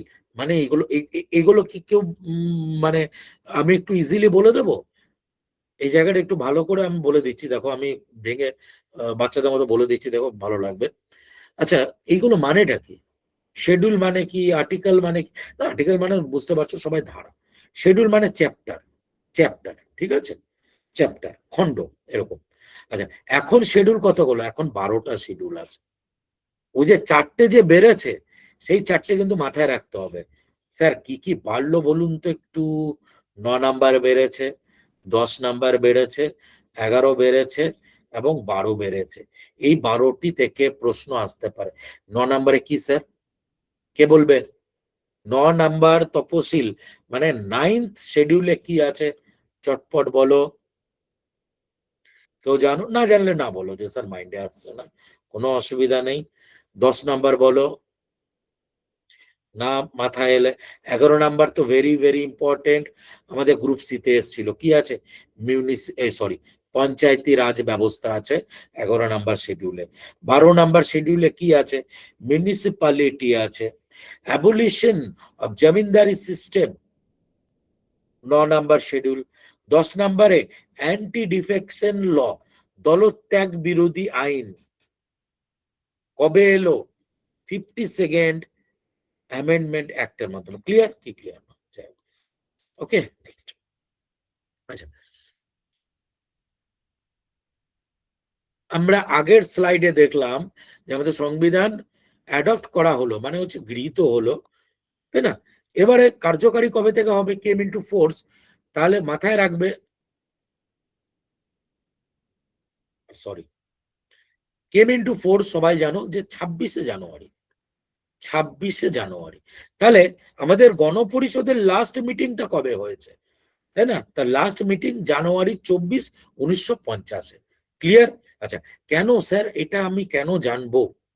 আগে নিজেকে এটা প্রশ্ন করো, যেটাই জানবে। দেখো তুমি কম্পিটিটিভ পড়ছো, এইটা যখন বললাম এটা ইম্পর্টেন্ট এই কারণেই, কারণ এই দিন আমাদের কিছু ইম্পর্টেন্ট জিনিস নেওয়া হয়েছিল। এক হচ্ছে যে আমাদের ন্যাশনাল সং বন্দে মাতারাম আমরা গৃহীত করলাম, মানে কার্যকারী করলাম এই দিনই, তাহলে এই ডেটটা ইম্পর্টেন্ট। নেক্সট, জনগণ মন কার্যকারী করলাম এই দিনই, তাহলে এই ডেটটা ইম্পর্টেন্ট। আর কি, এই ডেটেই আমাদের সুপ্রিম কোর্ট চালু হলো 1950-এ, তাহলেও ইম্পর্টেন্ট। আচ্ছা, বন্দে মাতরম ইন্ডিয়ান ন্যাশনাল কংগ্রেসের কোন অধিবেশনে আমরা ফার্স্ট টাইম গিয়েছিলাম? সাজেশন বলো। প্রথমবার বন্দে মাতরম আনন্দমঠ গ্রন্থে ছিল, সবাই জানি, ঠিক আছে। এবং কোন অধিবেশন? 1896, মনে পড়ছে? রাহিমতুল্লাহ সেহানি, হ্যাঁ। এবং জনগণ মন 1911 সাল, বিশেন নারায়ণ ধর, BN ধর, ঠিক আছে, জাতীয় কংগ্রেসে। এবং জনগণ মনর যে টাইটেলটি ছিল, সেই টাইটেলটি কি বলতে পারবে? বহুবার আসে, ভারত বিধাতা। Yes or no? ভারত বিধাতা তো একটু বলো ক্লিয়ারলি যে হ্যাঁ স্যার। ঠিক আছে, নেক্সট। এরপরে দেখো, তাহলে সরি, তাহলে আপাতত যেটুকুনি আমি তোমাদেরকে বললাম একটু সামারাইজ করিয়ে দিচ্ছি, দেন তারপরে কিছু এমসিকিউ করব, ক্লিয়ার হয়ে যাবে। গণপরিষদের প্রথম মিটিং কবে হলো? 9th December 1946। ফার্স্ট প্রেসিডেন্ট কে? সচিতানন্দ সিনহা। আচ্ছা, অবজেক্টিভ রেজলিউশন কে নিয়ে এসেছিলেন? জওয়াহরলাল নেহরুজি নিয়ে এসেছিলেন। কবে? 13 ডিসেম্বর 1946। ড্রাফটিং কমিটির হেড কে? Doctor B.R. আম্বেদকরজি। কবে এলো? 29 আগস্ট 1947 কার্যকারী হলো। ঠিক আছে। সংবিধান কবে গৃহীত হলো? 26 নভেম্বর 1949 সালে। তার জন্য সংবিধান দিবস 26 নভেম্বর আসতেই পারে পরীক্ষায়। কার্যকারী কবে হলো? 26 জানুয়ারি 1950। ডিউরেশন মানে কতদিন লেগেছে? 2 ইয়ার্স 11 মান্থ এবং 18 ডেজ। এবং আমরা পরের চ্যাপ্টারে আজকে পড়বো না, সংবিধানের বৈশিষ্ট্য নিয়ে আলোচনা করব। মানে সংবিধানের ফিচার্স। তার মধ্যে একটা ফিচার্স আমি এইমাত্র বলতে চাই, যে আমাদের সংবিধান বড়, তোমরা সবাই জানো যে আমরা সমস্ত দেশ থেকে যেগুলো ভালো সেগুলো নিয়ে একত্র করেছি, অ্যাসেম্বল করেছি। তা অ্যাসেম্বল জিনিস সবসময় ভালো হয়, ওগুলো পরে আলোচনা হবে, আজকে নয়। আমি একটা পয়েন্ট শুধু জিজ্ঞেস করি, আমাদের সংবিধান তো হাতে লেখা, ইয়েস অর নো? আমাদের সংবিধান হাতে লেখা। তাহলে হাতে কে লিখেছে? যদি এই প্রশ্নটাই আসে, আমাদের সংবিধান হচ্ছে hand written constitution, hand written. এবারে কে লিখেছেন? দেখো, যদি না মনে আসে তাহলে জাস্ট আমাকে একটু রেসপন্ড করো যে স্যার মনে আসছে না, কোনো অসুবিধা নেই।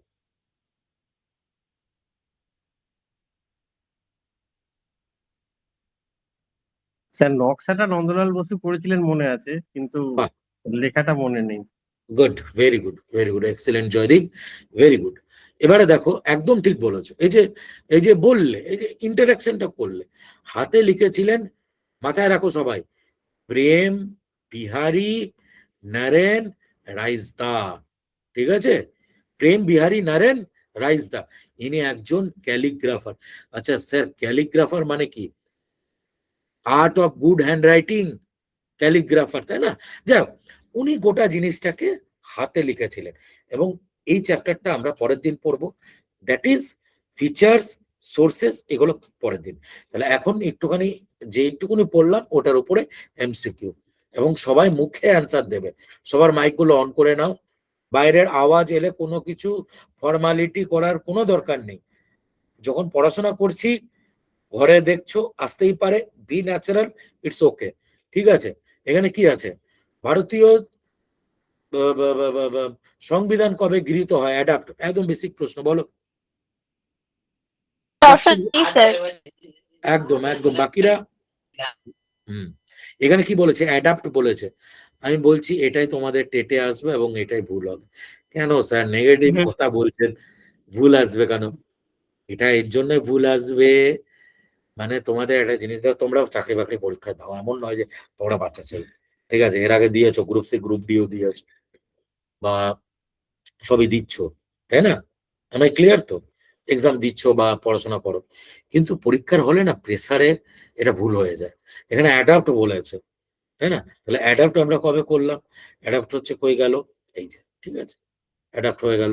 এইখানেই পাজেল হয়ে যেত, যদি একটুখানি ঘুরিয়ে বলতো, তাহলেই অনেকে পাজেল হয়ে যায়। ঠিক আছে, নেক্সট চলো। Very good question. বলছে ক্যাবিনেট মিশন ভারতবর্ষে কবে এলো? ক্যাবিনেট মিশনের, হ্যাঁ বলো। 42, 45, 46, 47 ক্যাবিনেট মিশন প্ল্যান। আমরা সবাই জানি যে 1946 সালে ক্যাবিনেট মিশন প্ল্যান ভারতবর্ষে এলো। ওকে, আচ্ছা, কনস্টিটিউশনাল অ্যাডভাইজার কে? গণপরিষদের অ্যাডভাইজার কে? B.N. রাও। ঠিক আছে, B.N. রাও ছিলেন হচ্ছে অ্যাডভাইজার। আচ্ছা, কতদিন সময় লেগেছিল আমাদের সংবিধান তৈরি করতে? 11 মাস 18 দিন। আচ্ছা, এই যে খুব ভালো। এবারে দেখো, এইটাকেই না, মানে আমি ডেফিনেটলি বলতে পারি, পরীক্ষার হলে যদি যারা কোশ্চেন সেট করে, তারা যদি মনে করে যে আমি এই কোশ্চেনটাকে কঠিন করব, 2 বছর রাখলো, এইটাকে 9 করে দিল, মানে এই ফিগারে চেঞ্জ করে দিলেই কিন্তু কনফিউজ, এটা 100%। ঠিক আছে, তো তোমরা হবে না। 2, 11, 18, ব্যাস। ঠিক আছে, চলো তারপরে দেখো, objective resolution very very important. Objective হ্যাঁ অবজেক্টিভ জওহরলাল নেহেরু। একদম জওহরলাল নেহেরু। এবার ডেটটা বলে ফেলো, কবে এসেছিল ডেটটা? ডেটটা মাথায় রাখবে হচ্ছে 13 ডিসেম্বর, ঠিক আছে, 1946। ক্লিয়ার? নেক্সট, এরপরে চলে এসো। আচ্ছা, ভারতের সংবিধান কবে কার্যকারী হলো? 1950 26শে জানুয়ারি। বাহ, 1950 কার্যকারী, কেম ইনটু ফোর্স হয়ে গেল। ঠিক আছে, এরপরে কি বলেছে? ড্রাফটিং কমিটিতে কতজন মেম্বার ছিলেন? অলরেডি বললাম 7 জন। 7 জন মেম্বার। ওকে, ভেরি গুড। আচ্ছা, তার মধ্যে এক দুজনের নাম অন্তত মাথায় রেখো, ঠিক আছে? ড্রাফটিং কমিটি কবে এলো? কারণ বহুবার ইম্পর্টেন্ট প্রশ্ন, এগুলো রিপিট করে। 29 আগস্ট 1947। ঠিক ঠিক। আচ্ছা, এখানে কি বলেছে? Where was the first meeting of the constituent assembly head? বলো। প্রথম মিটিং তো দেখলাম 9 ডিসেম্বর, ঠিক আছে, 1946। সচিদানন্দ সিনহাজি ছিলেন, ঠিক আছে। কিন্তু কোথায় হয়েছিল? বোম্বে, কলকাতা, মাদ্রাস, দিল্লি?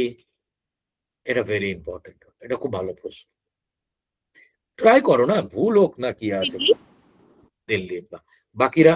আচ্ছা, একটা জিনিস তোমাদের মাথায় রাখি, গণপরিষদের টোটাল 11টা সেশন, 11টা সেশন হলো। এবং প্রথম যে সেশন, মানে প্রথম যে মিটিং, সেটা হচ্ছে আমাদের দিল্লিতে হলো 1946 9 ডিসেম্বর। ওকে, নেক্সট, পরের প্রশ্ন এসো। নিচের কোন ব্যক্তি গণপরিষদের সদস্য ছিল না? এটাও কিন্তু পরীক্ষায় 1000বার আসে, ইম্পর্টেন্টের মধ্যে আমি রাখবো। সহজ প্রশ্ন, আমরা সবাই জানি। মহাত্মা গান্ধী। মহাত্মা গান্ধী। মহাত্মা আখ্যাটা কে দিয়েছিলেন? রবীন্দ্রনাথ। আমি দুটো উত্তর পেলাম, রবীন্দ্রনাথ আর ঠাকুরই পেয়েছেন। হ্যাঁ, এদিকে কবে? হ্যাঁ, একদম ঠিক। কত সালে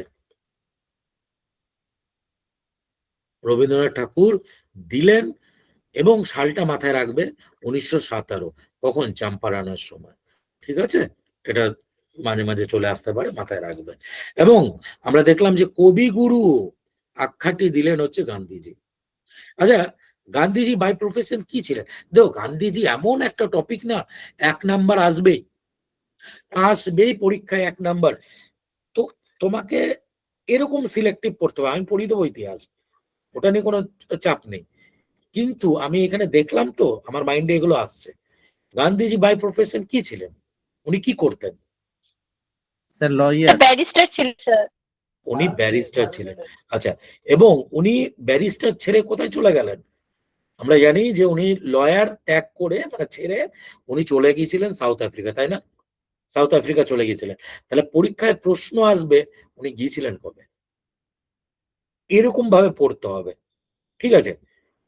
উনি কেন স্যার গিয়েছিলেন? লয়ার ছেড়ে তো যাননি, ওখানে একজন ডেকেছিলেন আইনি পরামর্শের জন্য, সেজন্য তো স্যার দক্ষিণ আফ্রিকায় গিয়েছিলেন। হ্যাঁ, দক্ষিণ আফ্রিকা গিয়েছিলেন। এবার প্রশ্ন ওইটাই যে মানে কবে গিয়েছিলেন, মানে ছাড়েননি, উনি প্রফেশন ছাড়েননি, কিন্তু ওইখানে গিয়ে আরো অন্য অ্যাক্টিভিটিতে উনি চলে এসেছিলেন, ঠিক আছে। এটাই আমি তোমাকে বলছি, কিন্তু প্রশ্ন এটাই যে উনি গিয়েছিলেন কবে। এটা কম্পিটিটিভে ইম্পর্টেন্ট। ট্রাই করো না, বলো না, বলো। হিন্ট দেবো কিছু? স্যার না, 13 হিন্ট? বা 14, 1913 বা 14 সময়টায়। ঠিক আছে, ভেরি গুড, ভেরি গুড। এবার দেখো ভালো করে এখানে গল্পটা একটু শোনো। 1893-তে উনি সাউথ আফ্রিকা চলে গেলেন, ঠিক আছে, গেলেন। এরপরেই 1894-এ উনি ওখানে একটা অর্গানাইজেশন প্রতিষ্ঠা করলেন, নাতাল ইন্ডিয়ান কংগ্রেস। পরীক্ষা 1000বার দেবে। এবং উনি সাউথ আফ্রিকা থেকে আবার ভারতবর্ষে ফিরে এলেন। পরীক্ষায় এক্সামিনার বসে আছে, জিজ্ঞেস করবে কবে, বলো বলো। 1915। কত তারিখ? 9 জানুয়ারি, তাই না? কি দিবস? এনআরআই ডে, ঠিক আছে। ক্লিয়ার? আমি ক্লিয়ার নই। কেন স্যার? সবই তো বললেন, আবার কি হলো প্রবলেম? প্রবলেম হলো যে ওনাকে ভারতবর্ষে কে নিয়ে এসেছিলেন, এটা হবে প্রশ্ন। ক্লিয়ার প্রশ্ন বুঝতে পেরেছো তো? কে গিয়েছিলেন ভারতবর্ষ থেকে যাতে উনি ভারতবর্ষে ওনার কথাতে উনি এলেন, বলতে পারবে কেউ? আবারও সেম বলছি যে আমার প্রশ্নের উত্তর যে তোমাদের দিতে মানে জানতে হবে এটা মানে নেই, কিন্তু কম্পিটিটিভে আসবে, তোমরা শুধু রেসপন্ড করে জানি না, না বলাটা খুব ভালো, জানি না। স্যার জানো গোপাল কি কৃষ্ণ কেউ? গোখলে। হ্যাঁ হ্যাঁ হ্যাঁ, আমি শুনতে স্যার পাইনি। গোপাল কৃষ্ণ গোখলে। বাহ, বাকিরা? Very good, very good. Gopal Krishna গোখলেজি গিয়েছিলেন, তার জন্য দেখবে গোপাল কৃষ্ণ গোখলেজিকে পলিটিক্যাল গুরু অফ গান্ধী বলা হয়, তাই না? এটাও মাথায় রাখবে। যাই হোক, আমি গান্ধীজি দেখলেই প্রশ্ন আসবে, মাথায় রাখবে। নাও নাও নাও নাও, তারপরে ইন্ডিয়ান ন্যাশনাল ফ্ল্যাগ কবে অ্যাডপ্ট করা হলো? কি হবে? স্যার ইন্ডিয়ান 22শে national July. Flag July, yes, very good. 22শে জুলাই 1947-এ। চলো পরের প্রশ্ন কি বলেছে? হ্যাঁ হ্যাঁ হ্যাঁ হ্যাঁ, ঠিক আছে তো, ঠিক আছে। হ্যাঁ, আচ্ছা, who was the chairman of the union power committee of the constituent assembly? এটা একটু আনকমন প্রশ্ন, আমি বলবো না যে টেটে আসবে, ঠিক আছে, কিন্তু চলেও আসতে পারে যা দিনকাল। স্যার প্যাটেল কি? প্যাটেল। বাকিরা? জওহরলাল নেহেরু। Jawaharlal Nehru, very good. আচ্ছা, আমি সবার কাছে একটাই কথা বলবো যে জানো, আমার সঙ্গে কথা বলো, দেখবে যখনই তোমরা কথা বলবে আমি কথা বলবো, আরো দুটো ইনফরমেশন বেরিয়ে আসবে। একদম ঠিক, জওয়াহরলাল নেহেরুজি। এবং তোমাদের মাথায় যেন ঘোরে তিনটা পয়েন্ট, এক হচ্ছে অবজেক্টিভ রেজলিউশন, জওয়াহরলাল নেহেরু। এক হচ্ছে জওয়াহরলাল নেহেরু মানে কি 1929, জওয়াহরলাল নেহেরুর আত্মজীবনী অ্যান্ড অটোবায়োগ্রাফি, তাই না? Yes or no? যাই হোক, ঠিক আছে, বলো। How many schedule, how many article and schedule were there in the original constitution? পরীক্ষায় এলে কনফিউশনের শেষ নেই। এ এ দাগ। এটা ঠিক। বাকিরা? এটা এখানে দেখো, এইখানে এছাড়া আর কিছু করার নেই, বাকি 10 হবে না মানে। হ্যাঁ ঠিক, 395 আর্টিকেলস, ঠিক আছে, চলে এসো। আচ্ছা, what was the symbol of the গণপরিষদ? মানে গণপরিষদের প্রতীক, এটা ভালো প্রশ্ন। অশোক চক্র। অশোক চক্র। বাকিরা? এক্সকিউজ মি, দেখো গণপরিষদের যে মানে কি বলবো বা লোগোটা আমি আমার কাছে এখন নেই, মানে এই স্লাইডে নেই আমার কাছে। আমি তাহলে পরের দিন তোমাদের দেখাবো বা তোমরা দেখেও নিতে পারো, লোগোটা ওদের দেখবে, ওখানে হাতি থাকে, ঠিক আছে, হাতি, এটা একটু মাথায় রাখবে, ঠিক আছে। What was the last session? আচ্ছা, কবে আমরা গণপরিষদের লাস্ট সেশনটা কবে করলাম? যেদিন আমরা তিনটে জিনিস নিয়েছিলাম। কবে? দ্যাট ইজ 24th জানুয়ারি। কবে? 24th জানুয়ারি। কি কি নিলাম? এক হচ্ছে জনগণ মন অ্যাডাপ্ট করলাম, এক হচ্ছে বন্দে মাতরম অ্যাডাপ্ট করলাম, তারপরে হচ্ছে আমরা সুপ্রিম কোর্টকে পেলাম। এগুলো মাথায় রাখবে, ঠিক আছে। নেক্সট চলে আসো, আজকের দিনের লাস্ট প্রশ্ন করাই, এটা একটুখানি গুগলি, ঠিক আছে, এই গুগলিটা দেখি কে কি করতে পারে। কি বলেছে? who said the Constituent Assembly was the Congress and the Congress was India? কে এই উক্তিটি দিয়েছিলেন? ট্রাই করো এই অপশনের মধ্যে থেকে, ট্রাই করতে তো কোনো অসুবিধা নেই। Sir Granville Austin. Granville Austin. বাকিদের একটুখানি দেখি। গ্র্যান্ডভিল অস্টিন কিন্তু ভেরি ইম্পর্টেন্ট পার্সন, এক নাম্বার কিন্তু। আচ্ছা তোমরা, হ্যাঁ হ্যাঁ হ্যাঁ, আচ্ছা এবারে দেখো, হ্যাঁ গ্র্যান্ডভিল অস্টিন। আচ্ছা, এরপরে যদি এখানে আমি আরো দুটো কথা আমি তুলছি, কংগ্রেস রিলেটেড যখন প্রশ্নটা পেলাম, কংগ্রেসকে মাইক্রোস্কোপিক মাইনরিটি, একদম বেসিক প্রশ্ন সবাই জানো, যে লর্ড ডাফরিন, তাই না? আচ্ছা, কংগ্রেসকে কে বলেছিলেন বেগিং ইনস্টিটিউশন? দেখি এটা কে বলতে পারে। সেই সময় এটা স্যাটারিক্যালি বলা হয়েছিল, বিদ্রুপ করে, বেগিং ইনস্টিটিউশন। চটপট বলো দেখি।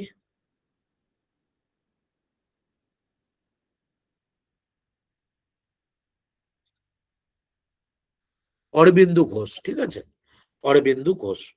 ক্লিয়ার? আচ্ছা, সো আজকের যে প্রথম ক্লাস আমি এখানে আপাতত বন্ধ রাখছি। ক্লাস কিরকম লাগলো আগে সেটুকুনি বলো। স্টাডি মেটেরিয়াল এই যে যেটা পড়ালাম এটা তোমাদের দিয়ে দেওয়া হবে, ঠিক আছে? বাকিরা কই, এবার একটুখানি আমার সঙ্গে কথা বলো। কেমন লাগলো বেসিক জিনিস যেটা তোমাদের আপারের জন্য কেমন লাগলো আমাকে একটুখানি বলো। ক্লিয়ার? স্যার হ্যাঁ বলো। স্যার একটা আমি বুঝলাম না স্যার, যে যে constituent assembly was Congress and Congress was India, মানে এটা কি? মানে কোশ্চেনটার মানেটা বুঝলে না? হ্যাঁ দাঁড়াও এক সেকেন্ড, আমি কোশ্চেনটা যাই, দাঁড়াও। দেখো, কংগ্রেস যখন তৈরি হয়েছিল না, কোথায় গেল কোশ্চেনটা? আচ্ছা, কংগ্রেস যখন তৈরি হয়েছিল, কংগ্রেসকে বিভিন্ন জন বিভিন্ন আখ্যা দেওয়া হয়েছিল, ঠিক আছে? এবারে এই যে প্রশ্নটা এটা তোলা হয়েছে, the constituent assembly was the Congress, কারণ ম্যাক্সিমাম লিডার কোথা থেকে ছিল সেই সময়? মুসলিম লীগ তো ছিল না, বা আর তো কেউ নেই। কেউ আছে? ম্যাক্সিমাম কে আছে?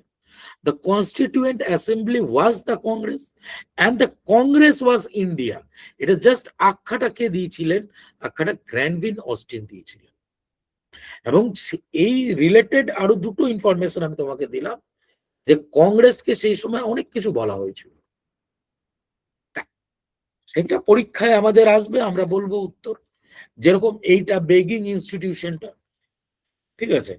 এবারে কেন বেগিং ইনস্টিটিউশন বলা হয়েছিল তারও প্রচুর কারণ আছে। কারণ কংগ্রেসের তখন মেন ভূমিকাটা ছিল যে ব্রিটিশ সরকারের কাছ থেকে আমাদের প্রাপ্যটুকু আমাদের চেয়ে নিতে হবে, আমাদের লাগবে এটা, কে বলবে? তো সেই সময় গিয়ে কংগ্রেস পিটিশন দিচ্ছে ব্রিটিশ সরকারকে, তো সেটা আমাদেরই, ঠিক আছে? তার জন্য বেগিং ইনস্টিটিউশন স্যাটারিক্যালি মানে হচ্ছে বিদ্রুপ করে বলা হয়েছিল, তো বিভিন্ন জন বিভিন্ন আখ্যা দেওয়া হয়েছিল। তো এরকমই এই প্রশ্নটা ছিল, এটুকুনি বুঝতে পেরেছো? The constituent assembly was the Congress and the Congress was India. Okay, clear? হ্যাঁ স্যার। ঠিক ক্লিয়ার নয়?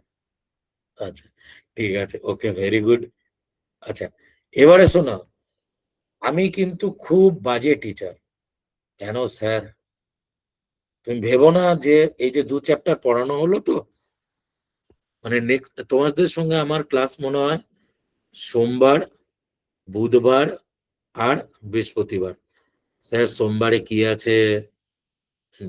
সোমবারে হচ্ছে আমাদের জিওগ্রাফি, সরি, হিস্ট্রি। বুধবারে হচ্ছে আমাদের জিওগ্রাফি, এবং বৃহস্পতিবার দিন হচ্ছে পলিটি। এই যে চ্যাপ্টারটা হলো, তোমরা পেড ব্যাচে, তোমাদের সঙ্গে সোমবারে দেখা হবে। কালকে আমার ইউটিউবে ফ্রি ক্লাস আছে, অবশ্যই তোমরা করতে পারো। ওটা হচ্ছে আপারের মানে সোশ্যাল স্টাডির এমসিকিউ, তাহলে তোমাদের প্রিপারেশনটা আরো বেটার হবে। ওকে, তো এই দুটো চ্যাপ্টারের আগে খুঁটিনা আমি আগে জিজ্ঞেস করবো সোমবার কতটা তোমরা পড়েছো, কি করেছো। দরকার হলে আমাকে নোটও দেখাতে পারো, কারণ আমি তোমাদের এই নোটটা দিয়ে দেবো, এই যে কালারফুল যে নোটটা, এটা দিয়ে দেবো। কিন্তু তোমাকে তো খাতায় লিখতে হবে না, যে রেগুলেটিং অ্যাক্ট থেকে কি কি এসছিল, জাস্ট 3-4টে পয়েন্ট।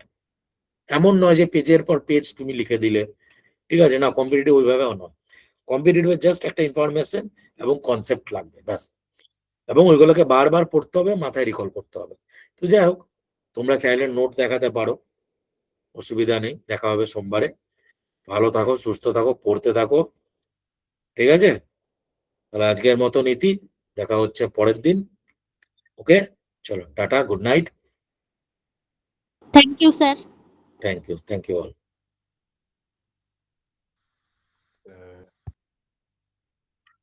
স্টপ। আচ্ছা,